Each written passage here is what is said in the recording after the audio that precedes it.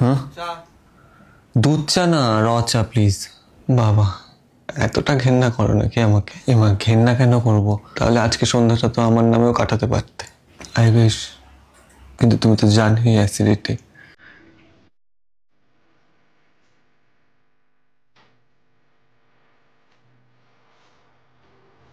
আমি মানছি আমার একটু গ্যাসের দোষ আছে, কিন্তু তাই বলে অ্যাসিডিটির ভয়ে তুমি এভাবে আমার হাত ছেড়ে দেবে?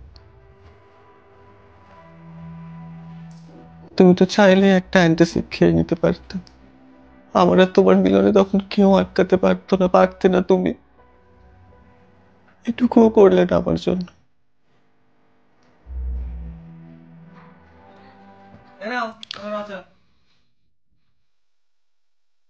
তুমি আমাকে নিয়ে যেতে বারণ করো, আমিও চাই না তুমি যাও, কিন্তু আমাদের এই প্রেম যুদ্ধে বারবার অ্যাসিডিটি জিতে যায়। যদি পারো কোনোদিন একটা অ্যান্টাসিড খেয়ে আমায় ডাক দিও,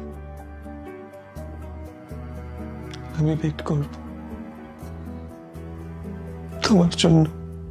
বুকের ভেতর ফুটছে যেন মাছের কানকো